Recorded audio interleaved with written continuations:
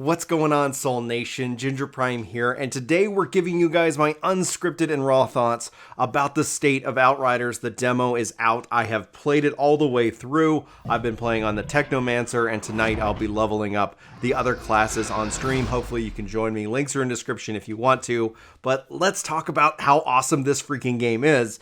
And to talk about how awesome it is, I do want to start off with kind of a not so good thing, a little bit of a caveat, especially if you're playing on a controller on PC. Lower your sensitivity on the controller. I think it's going to dramatically help you out. I had to cut mine down dramatically. It started off as a 6 for me. I cut that down to a 3 or 4, and it really overall improved my experience with the game. The only weird caveat that I have with it right now is the throwing animation, but it doesn't bother me. It's just you notice it, and then you just basically force yourself not to kind of pay attention. You're like, all right, ability is going out. I have to say the abilities feel great. The firing, the gunplay feels great. The cover, the movement, the animation on movement. I kind of praise this a lot on stream today. The fluidity of animation really reminds me of Division. One of the really it's such a subtle thing, but when you're moving and you just kind of all of a sudden, clamor, you all of a sudden just kind of hurdle the thing that you wanted to. It all comes together. It's not stoppy, it's not blocky, it's very fluid, very fast. And it really kind of plays into that cover is for cowards, which only makes me laugh more and more I play this game, because there's times where I've taken cover and it's like you were on stream and I'm like, I guess we're cowards, because it's just funny. I love that marketing mindset. And when you get into the game and you start playing it, it just feels really good. I've been playing it single player, I've been playing it with multiplayer. Being able to get in with friends so far seems fairly easy. Let's also just kind of make a note, if you guys were live, obviously demo, servers, live, all of that, struggled as there was initial rush to the game. But having played it, since then, been able to get in. I haven't actually experienced any other problems with the game itself. I do want to say, from a technical perspective, I'm really impressed with the visuals, the voice acting, the animations, with the cutscenes and more. The only thing that kind of stands out, and this might not apply to everybody, but I've played this game in ultra widescreen and in normal 1080p resolution, and the gameplay is incredible in ultra widescreen, and you'll see some footage here playing for you now, so you can kind of see it as best you can, taking ultra wide and putting it into a 1080p box in this case. But outside that, the cutscenes are still in 1080p. So the gameplay, ultra wide, cutscenes are all set up in that typical 1080p aspect ratio. So it is what it is. It's not a horrible detriment to the game itself, but when capturing footage when playing that, it was interesting for me to learn. And so ultimately what this helps me decide is that when I'm playing it, when I'm capturing it, typically the majority of the time I'm playing the game, especially if I'm streaming it, that's going to be in 1080p. But if I'm just kind of chilling out, having fun just with myself offline, then I'm absolutely going to be using the ultra-wide experience, because the gameplay is great.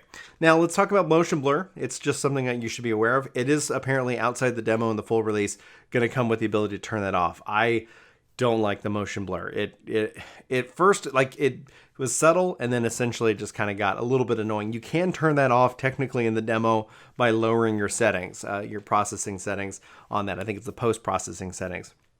And that can help fix the motion blur issue. Thankfully, that's going to be an option. They have continued to give us tons and tons and tons of options in this game, especially when it comes to how it's configured, the different settings, the UI, and more. So I'm really quite impressed overall with the demo. Now, the gameplay and the story, I want to kind of focus in on that for you guys right now, just for a minute or two. The story and the characters immediately feel compelling.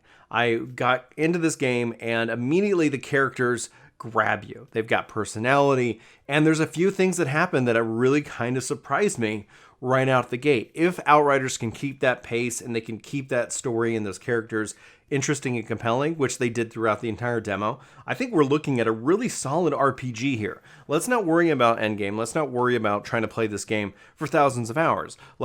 At its core, I'm really already invested in the story. I want to find out what happened on Earth. I want to find out what this anomaly thing's about. I want to find out what is going on. And that's actually a driving factor in playing through the game. The fact that I can bring friends with me is exciting and important, and I'm going to keep doing that as well. And the ease of getting friends into the game so far has been an enjoyment itself. So, story, characters, awesome. Gameplay obviously starts off, you kind of start to think, like, is this Division? Is this, like Gears of War?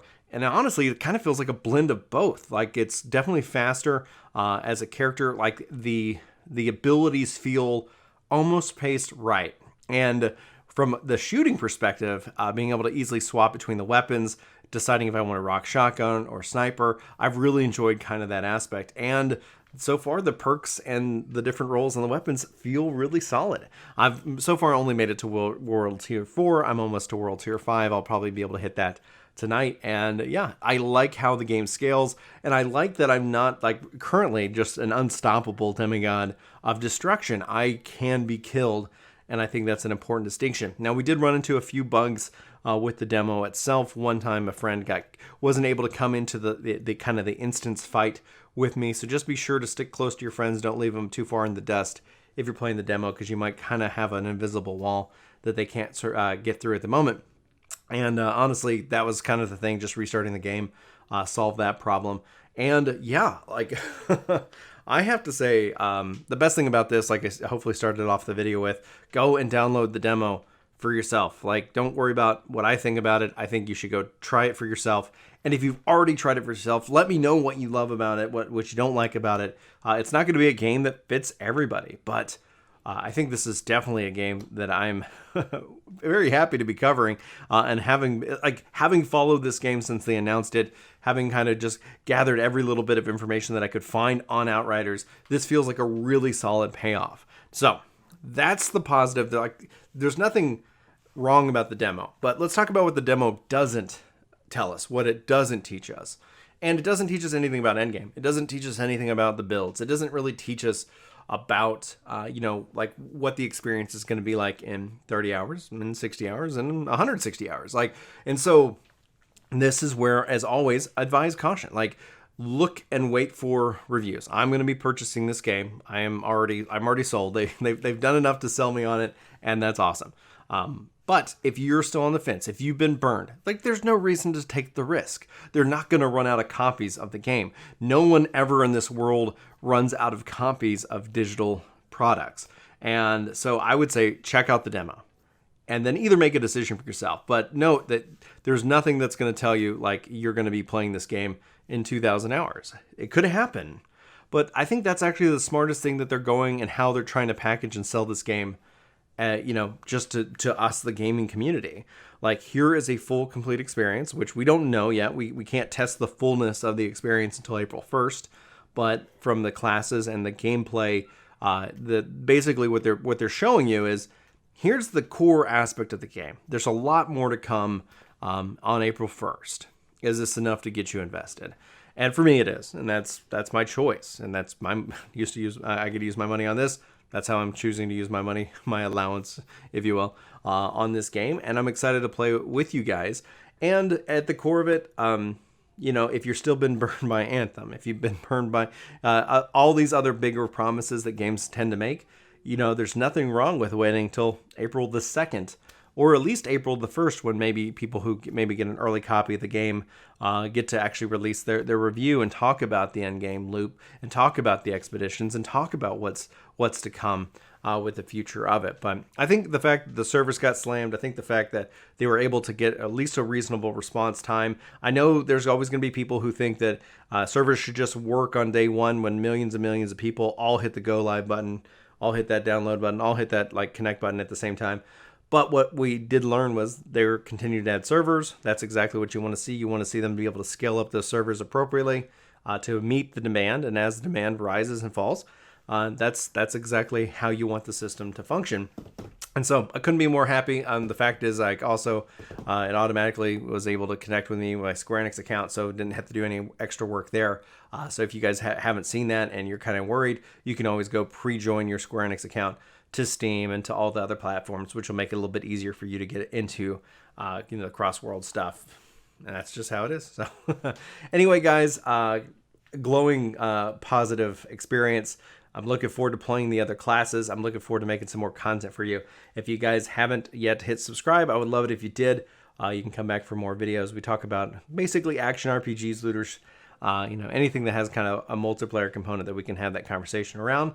But yeah, that's what I like to do. I like to play. So there is definitely an inherent bias that you're hearing in this voice. That's why I think the demo is the strongest case of it all. You can go toy around with it. You can see if it's something that is interesting to you. And if it's not, then you could just go check out other games. So if Outriders isn't doing it for you, hopefully you find something amazing to play.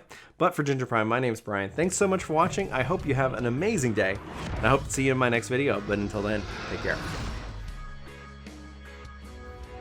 This video is sponsored by me, Ginger Prime. Hopefully you'll check out my podcast channel, Ginger Gaming Radio, which we have lots of guests, lots of great conversations, and even more highlights. Links are in the description below. Let me know what you think. Thanks.